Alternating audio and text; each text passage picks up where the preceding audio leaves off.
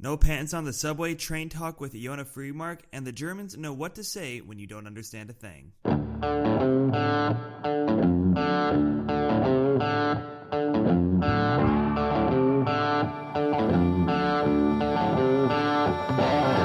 My name is Joe Bauer, and welcome to another episode of Travel Tomorrow, the podcast about what's new and what's next in travel.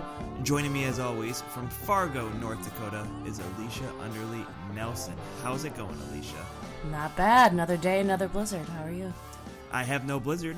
It's a little sunny here, actually, in Berlin. We're having some nice days recently, but no snow. We don't really get the snow out here, which I'm frankly okay with.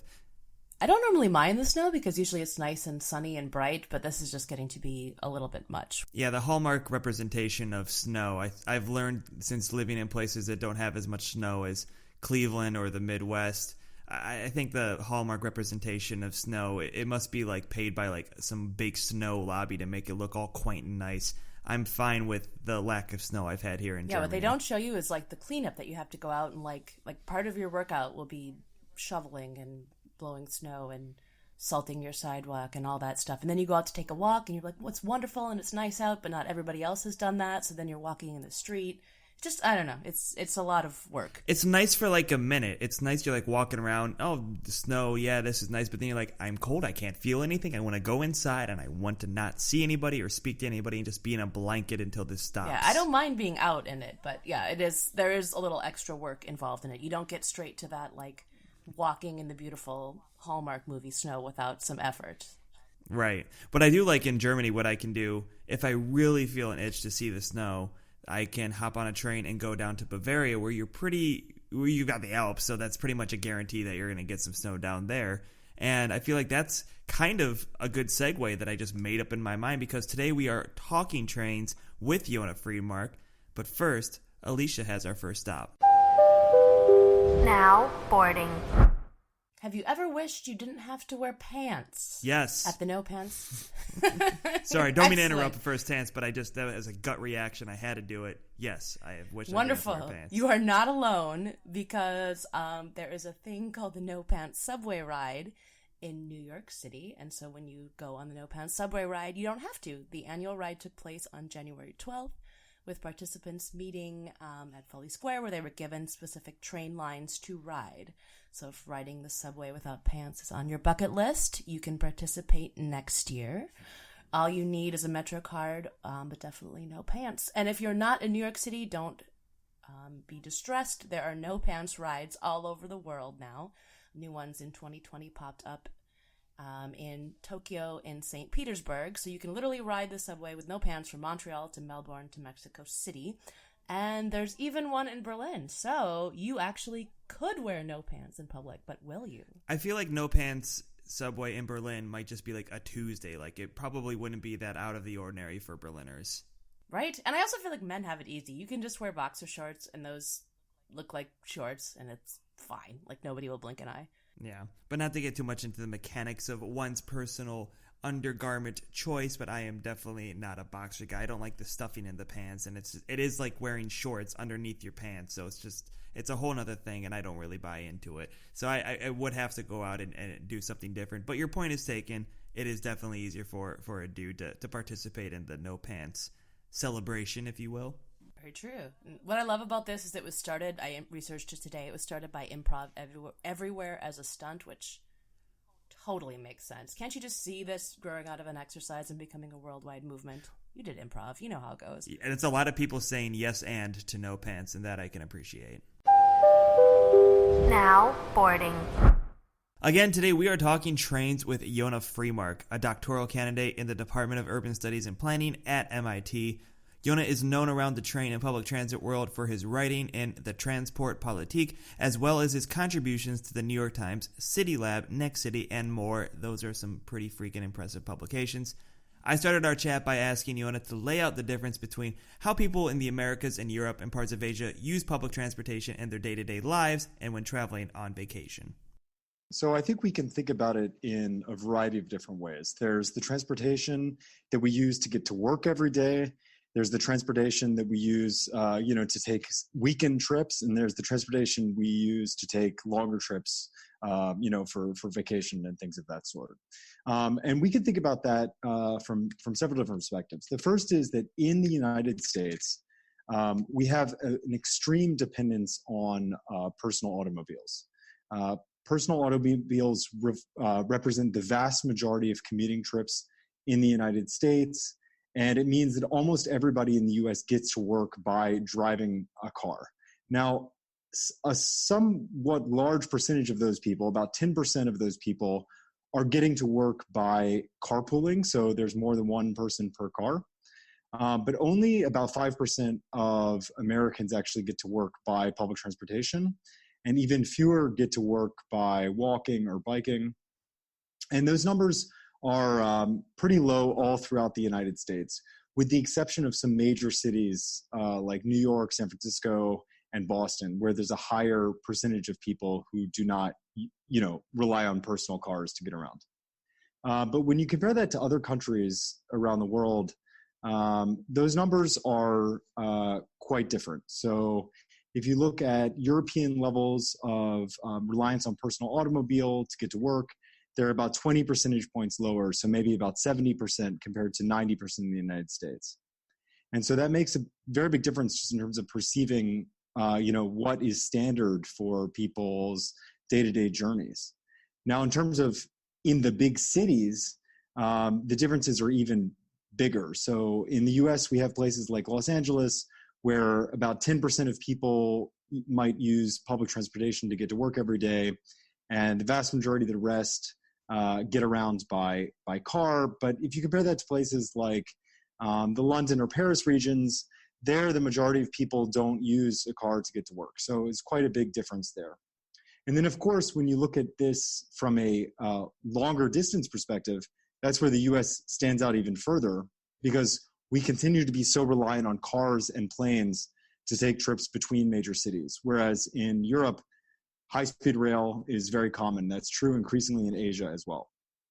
And that's something I wanted to move on to next, because anybody who's seen an American movie from, maybe the 20s up to the 50s, or has a relative who was around back then, they can tell you that they were taking trains between not just, New York City and Washington, D.C. They would be taking them from, where I'm from in Cleveland to Chicago at relative frequency. But now in where I'm from in Cleveland, the only trains you can get are 2 a.m. and then maybe another one at 5 a.m. going the other direction. So could you explain what happened? Well, what happened was, essentially access to automobiles expanded for people all throughout the United States. And at the same time, we had the development of a complex airport and aviation system. That has resulted in an intercity travel situation in the United States that is heavily reliant on automobiles and airplanes.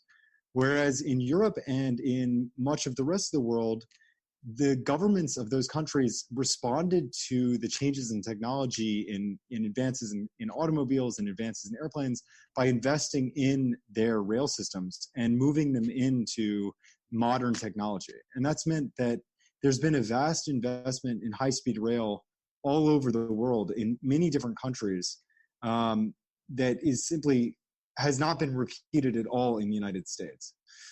So you have countries from Japan, Spain, France, Italy, Germany, South Korea, and particularly China that have invested in massive systems of railways all throughout the countries. But that's required their national governments to say, we want to invest in improving our rail systems. And that's something that the United States just simply never did. You kind of touched on something that I was going to point out that really boggles my mind. When I moved to Germany, I had always had this idea that, yes, trains are better in Western Europe, but I've looked it up. And if I wanted to put the time into it, I could travel from where I live in Dusseldorf, which it is a real German city, but a lot of people think I made it up because it sounds German. Sure. I can take that all the way to eastern end of Russia on the Sea of Japan, around North Korea and China, where then, as you pointed out, I could hop right into the People's Republic and travel by train to my heart's content. Or conversely, I can go west, head down to Spain, take a ferry over to Morocco, and then pick up the new high-speed line in Tangier. So this is basically almost like a hemisphere we're looking at that just seems better developed for this. Whereas in the Western Hemisphere, you just don't seem to see, even throughout the Americas, I just never saw the intercity rail that was really existing. Now, in some cases, it did actually seem like public transit might be better. Where I lived in Costa Rica, I lived in a small village that had better bus connection to the capital city, San Jose, than suburbs around the city I used to live in the U.S. Do you have any understanding as to why it doesn't seem to be just the United States? It seems to almost be like a hemisphere divide. I think it is certainly true, unquestionably, that Canada, Mexico, and the other major countries of the Americas have not invested in the sorts of intercity rail projects that we see in Europe and Asia. That said, from a public transportation perspective, a day-to-day commuting perspective, the U.S. is actually still quite an outlier compared to most of the other countries in the Americas. So if you look at Canadian cities and the mode shares of people using transit to get to work in major cities from Edmonton to Vancouver, Toronto, and Montreal, all those places have much higher shares of people using public transportation than in cities of equivalent size in the United States. And the same is true if you look in Brazil and Argentina, even Colombia and Peru, places that are not as wealthy as the United States, but nonetheless have been able to invest in expanding their public transportation systems. So then why is that the U.S. can look north or a little further south and adapt to even what's going on there, not even talking about looking at Europe and trying to completely change the system?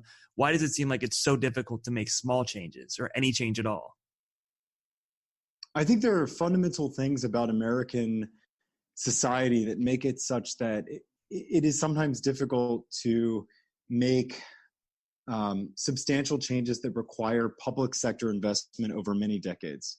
We have a governmental system that, despite the fact that we can have very aggressive politics in a certain way, at the same time those politics can reward the status quo in a very significant way. And I think we have seen that in our debates over things like healthcare, where despite the fact that virtually everyone is aware that the healthcare system is not working for a large share of Americans, the changes that we got in with Obamacare were still relatively minor, and even those have produced a very large amount of resentment and disagreement in the country. Whereas almost every other country in the world that is developed has a modernized universal healthcare system.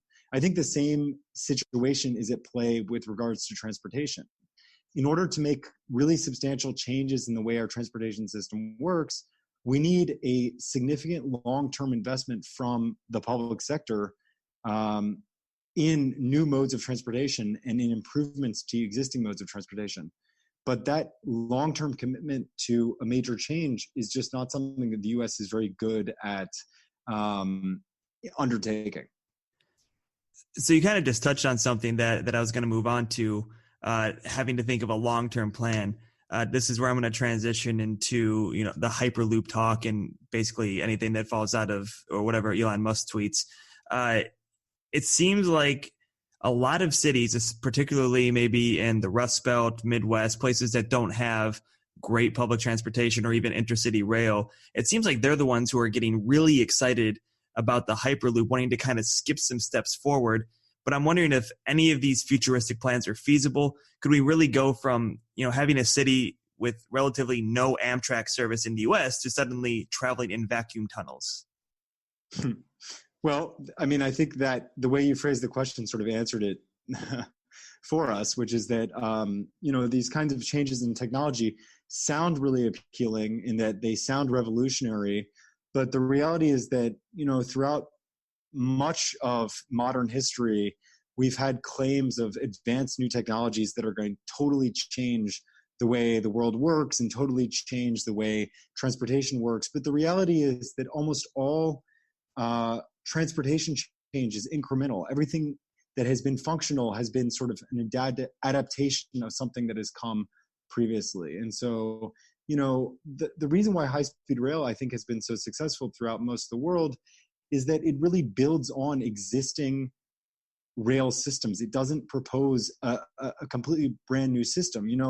High-speed rail trains that are operating in places all over the world are operating into stations that exist already. They operate into the same stations that are already built. They have some sections that are new, they use some sections that are old, but they're building off an existing technology. And so it is theoretically possible that we could see some sort of major technological change that would bring on, vacuum trains and tunnels of that sort. But the reality is that, that will require a gigantic investment. Given the fact that no transportation systems in the United States are profitable right now, it's unlikely in my mind that any future system would be profitable. And so this would require a major public investment from my perspective. And I do not think that the US has the sort of wherewithal to make that possible. You said something that I wanted to jump on real quick, that the public transit is not profitable. And I feel like a lot of people would hear that and immediately say, well, then why the hell bother? But I'm sure you get asked this a lot. Could you give kind of a quick bite-sized answer as to why that probably doesn't really matter, that public transit doesn't make a profit? Well, it does matter insofar as, when you choose to invest in one thing, you're essentially choosing not to invest in something else. Or when you choose to invest in one thing, you may be expecting positive outcomes that would not come to you unless you invested in that thing. So to explore that a little more, without investments in public transportation in our major cities, we would have far more people reliant on automobiles to get around, which would mean we would need to expand our roadways, which would mean we would need to devote more land to parking, which would mean it would be very difficult to produce the sort of high efficiency, high effectiveness business districts that we have in many of our major cities. And it would mean that it would actually reduce the tax base of many of our largest cities. So it's true that public transportation does not pay for itself entirely through the fares that it generates, but it does typically make up for that through the benefits it provides in terms of growing the economy, in terms of reducing pollution, in terms of reducing congestion, and in terms of reducing the cost of having to invest in other things. And that's especially true because public transportation doesn't, quote, pay for itself, but neither does the automobile system, which is heavily reliant on other sorts of subsidies, such as our neighborhood streets, which are primarily paid for through property taxes, not gas taxes. Police services, which are primarily paid through income taxes at the state level, not through gas taxes. Accidents, which are paid through the federal Medicaid and Medicare system, which, obviously are not paid through gas taxes. And to think of other things, the environmental consequences, the pollution that we breathe in, all those things that are simply not paid for by the users of cars themselves. So, public transportation on the surface of things feels like it's a deep expenditure that requires our society to pay more. But my argument is that the benefits it provides outweigh any sort of cost to society. And that's what really matters. Whereas the automobile system as we have it today is a net cost to society and is hurting our cities in a lot of really pernicious ways. So it seems in general, we've kind of got a chicken and egg thing going on where people will say, yeah, I'd like to take public transit, but only if it came to where I live and more often. They might say they take a train instead of driving 5 hours for a weekend getaway or vacation. But of course, it doesn't exist outside of that 2 a.m. pickup. And even when national transit ridership seems to go up, it seems like it's gone back down as people can now afford more SUVs, which not coincidentally, it seems has contributed in the rise in pedestrian deaths in the U.S. So what's a realistic outcome from everything that's been happening over the past 5 or 10 years? What can we expect to happen moving forward? That's a great question. I mean, the same reasons that it's unlikely to have Hyperloop in the United States anytime soon are the same reasons why it's unlikely to see a major change in public transportation systems over the same period. And so I would suspect that the vast majority of cities will continue to see relatively similar trends in public transportation usage over the next few years that they've had for several decades now, for better or worse.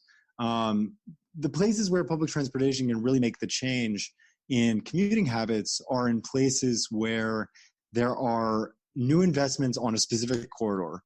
And that can occur, for example, when you open a new light rail line or a new subway line or something of that sort. And along that line, you might get significant new investment in development around stations. You might get actually a major change in the way people get around along that corridor and things related to that. But it's going to be difficult to see sort of major citywide or nationwide changes anytime soon.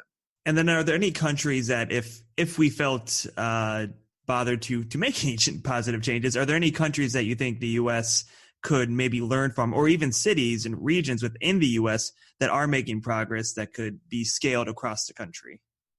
Well, I certainly think there are a lot of reasons that we should look to our Canadian peers, because in a lot of ways they're very similar to the United States. They're similarly wealthy as a country. Historically, they've been similarly dependent on automobiles. It's a cold country, which a lot of people claim is a reason why people are dependent on automobiles. And it's also a place where there's supposedly a lot of space to develop, which is often an argument made for why the US is so dependent on automobiles. And so in those ways, Canada is quite similar to the United States. But what has made Canada different has been a very substantial investment in public transportation, new lines in almost all of that country's major cities. And those investments have really been oriented around new large construction around stations, making sure that there is lots of housing and commercial uses around that public transportation to make sure that it's being well used and that people are going to get something out of those new systems. That's something that the US really has not been so effective at over the last few decades. We've built some new rail lines, some new bus lines, but those typically do not attract with them major new investments. But if you go to places like Toronto or Vancouver, you can see that those new rail lines have really attracted lots of new development around stations. And that's exactly the kind of change that a lot of American cities could learn from in trying to figure out what it is that would make their public transportations more effective. It seems like that it was the second half of the 20th century when countries like the U.S. decided to really go all in on developing cities around cars. Whereas, correct me if I'm wrong, but cities in Europe, they first let cars in and then started to really limit their access to city centers. And now you have a lot of pedestrianized city centers, similar in, I believe, Japan as well. Now we're already almost a quarter through the next century. And since this is a travel podcast, how do you imagine people might be traveling by 2050 in the U.S.? Is it going to be still cars and planes, or is there any sense that they might be looking at some other ways by then? I think it will really depend on the location in the United States. There are some places like New York City where the public transportation system, walking and biking, will continue to be extremely important simply because of the way that the city is structured. New York is structured in such a way that destinations are extremely close to one another, and the subway system is very effective in getting people around the city relatively quickly. And that will continue to be the case simply because it is such a densely populated city. And if cities like New York look to European examples, where, as you said, there has been considerable pedestrianization of city centers, changes in streets to make sure that pedestrians have more space, creation of lots of new bike and bus lanes, then cities as a whole can change in a way that is sort of opposed to an all automobile focus that has really dominated the American focus over the last 50 years. And to be honest, I do think we have started to see that in a lot of American cities. I don't think we should be pessimistic about those changes in cities from Boston to Philadelphia to New York. Even at times, Los Angeles have really said we need to devote more of our street space to people rather than to cars.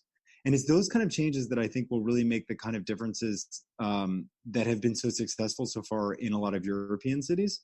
And it's those kind of changes that will make it so an automobile-dominated America in 2050, I just don't think is going to be the case. Because when you go to European cities and you see these pedestrian zones and you see places where people are focused, or people are able to walk around without being fear of being hit by cars, you realize that these are spaces that people really enjoy and that function really effectively. And I'm convinced that American cities will slowly catch on to that trend and adapt themselves to see a similar change.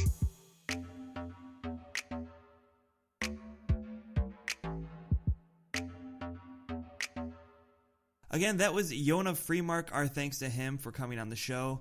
Alicia, it seems to me that people have kind of accepted this idea that change is coming in transportation, whether we like it or not, whether it's because of climate change or overpopulation or some mixture of both, probably. But nobody seems to be willing, in my opinion, to accept that they'll personally have to change their habits.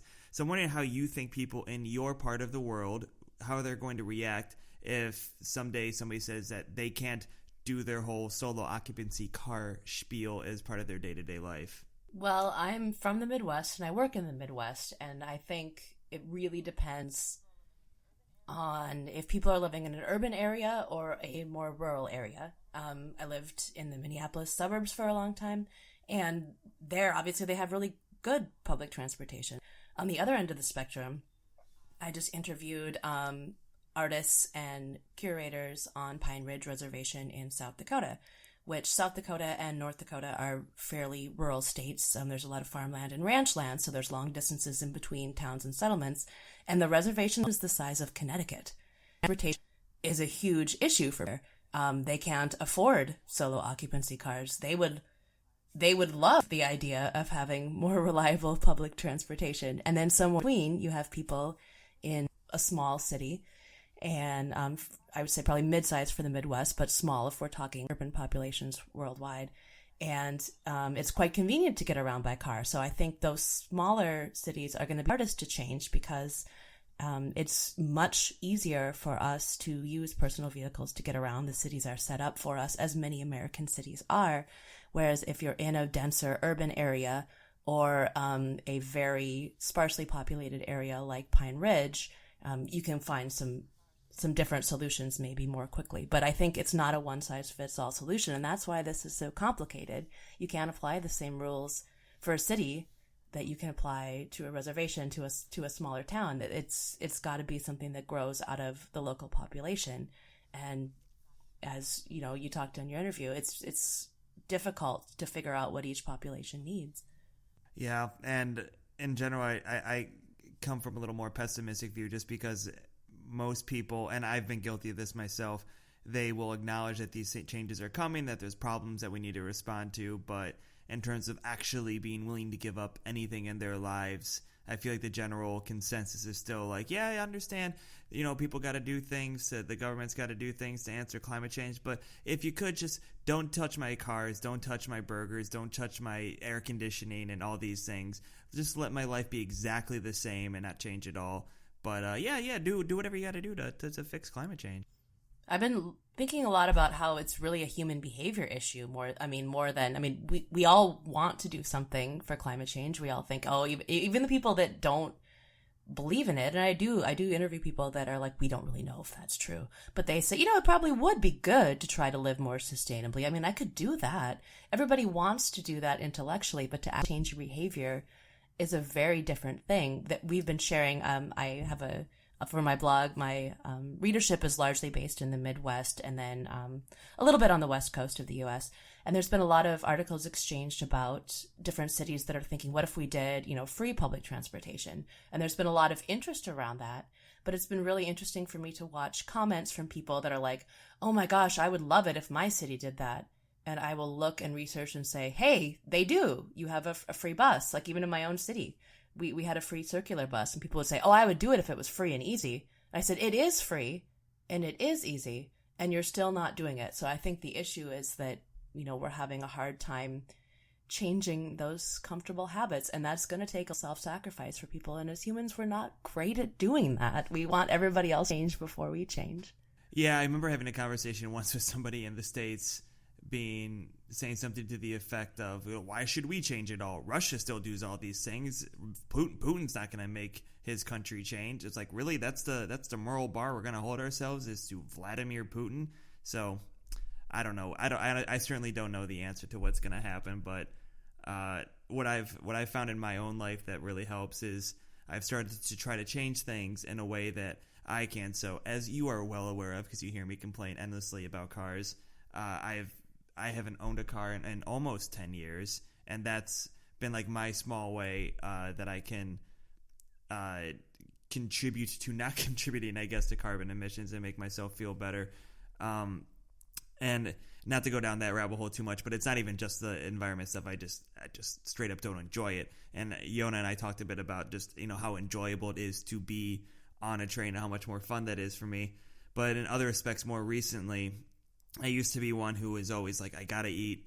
I'm not gonna give up meat. I like meat, and it's part of traveling and all that stuff. And I still think that that's partly true, but I've started to changing my habits to the point where if I'm cooking or I'm ordering something, I will go with the vegetarian option because that's something I can control. But like if I'm, joining somebody's house for a family meal, or somebody offers me something that's already made, then for me, it doesn't feel like I'm going to be changing much if I say no. If anything, I might, give them this holier than thou perception, and that's certainly not going to change any of mine. So it's helped me be a little less grumpy, which you know me quite well, Alicia. It takes a lot to make me a little bit less grumpy. It does. It's made me less grumpy. Yeah, see, it's made me a little less grumpy to make changes in my life where I can feel like I'm doing a little bit of something, knowing that in the grand scheme, I know, we're all helpless to whatever fate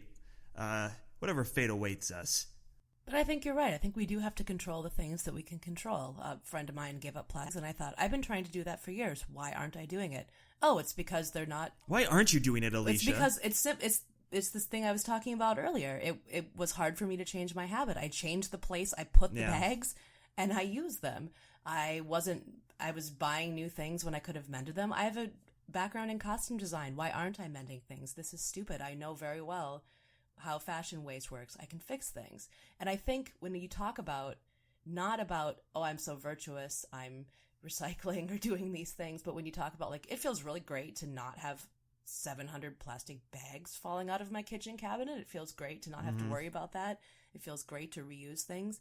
I always tell people with the train, people say, why would I bother with that? I said, well, you know what? When you have to travel or you're moving your friend across country, you can pack whatever you want. Basically, you can get a lot of luggage on a train. I really like it because when I traveled with my son and he was squirmy and didn't want to sit in a car and didn't want to sit in an airplane seat, he could, cruise up and down the aisles. We could sit, we could look in the cars and watch out the big windows and have a snack. And he thought it was awesome. And it was so much easier to travel with a kid. I liked it because I get a lot done on a train. I get more done on airplanes than I do when I travel for work. So when you travel instead of a plane on a train, that's just more time. I'm much more relaxed. I like slow travel. And I found talking like that about changes that I've made, especially with trains, like when you can tell people that it's pleasant and it's fun and it's affordable and it's easy and there are ways that they can try it that aren't scary, because people are overwhelmed. They're like, I wouldn't even know where to start with that. Well, I don't know. You just buy a ticket and that's it. It's simple. But if people don't have somebody to kind of tell them about the positives, they're not going to change their attitudes. But I can't tell you how many times I take the train. I've taken it several times from Minneapolis and Fargo to Chicago because it's just a really nice, easy shot. And people would be like, oh, I'd love to go, but like I get really stressed driving in Chicago. I'm from a smaller town, or I don't like the traffic there. I really hate having to drive to Minneapolis. Or I would love to go see my family along the route in Wisconsin, but like I get stressed out. I'm from a city, and like those little towns that get so dark and it freaks me out driving at night. I'm like, well, you don't have to do that. You can take the train and someone can pick you up. And it really is not something that they've thought about before. So I think if more people like us are telling positive stories that we have, and more people are researching the kind of work that Yonah does, I think this will get to be an option in a way that, we in places that we wouldn't have thought about trains before. And I'm seeing this even, I follow train news in the upper Midwest, and there are meetings for new routes coming along at a much higher clip now in the past 2 or 3 years than there were when I started. So I think it is something that people are demanding.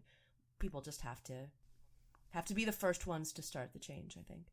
Right. And so what I'm hearing is that I should keep giving you a hard time whenever you have to drive places. That's you what I'm should. hearing. It works because honestly, I think sometimes I will see people driving like half a block down the street. And I'll think that's ridiculous. Whereas, 10 years ago, I would have thought, well, she's cold or whatever. I mean, I guess that happens. That's her right. And it started to change my own behavior. And I think that's good. I have a lot of friends like you that will call me out on things that maybe that's not the best use of the resources that I've been given. And yeah, you're right. It's not. I mean, that's hard to hear sometimes, but we all have little things we can change. So now what I'm hearing is that I'm improving your life. That's a good way for me to end the week. Oh, I don't know if I go that far. Well, I'm going to cut that part out. Yes, you are. Thank you. We've been doing a lot of complaining, more or less. I don't know if complain is the right word. I feel like I complain a lot about the state of our transportation world. I've gotten it pretty good in Germany, but nonetheless, Germans do love to complain about transportation and their train system, even though, as somebody from the States, I can say, comparatively, it is infinitely better here, but still, nonetheless, one train falls out of service, and there's just a lot of complaining going around.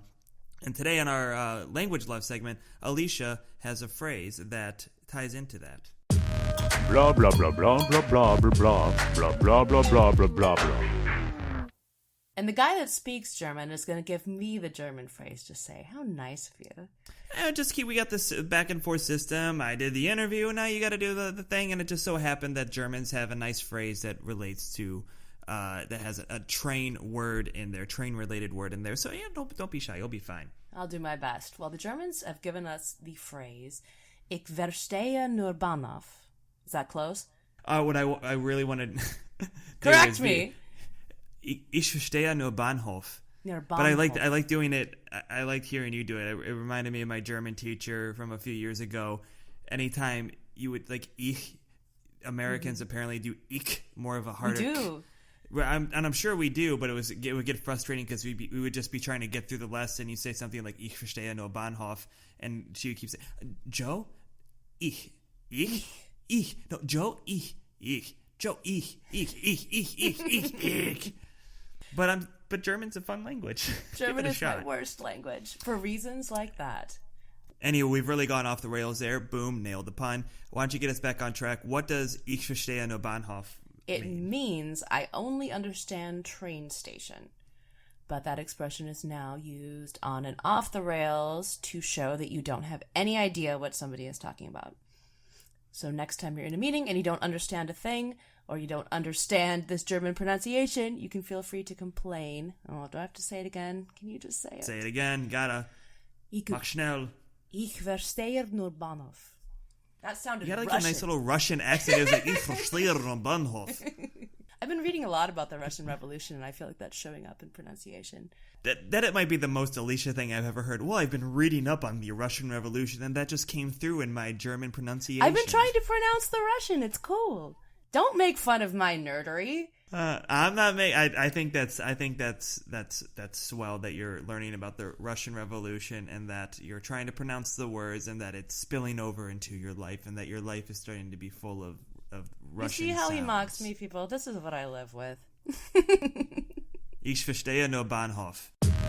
Blah, blah, blah, blah, blah, blah, blah, blah, blah, blah, blah, blah, blah, blah. On that revelation of how our friendship works, that's our show. Thanks as always for tuning in. And if you're enjoying the podcast, please do us a favor and rate and review the show on Apple Podcasts or wherever you get your podcasts. And if you're not already following us on social media, we would love to get to know you that way. You can find us on Twitter at traveltomorrowpod. You can find us on Facebook at traveltomorrowpod. Or you can email us anytime you like at traveltomorrowpod@gmail.com. We want to say thanks to the Fiddle Revolt for the theme music.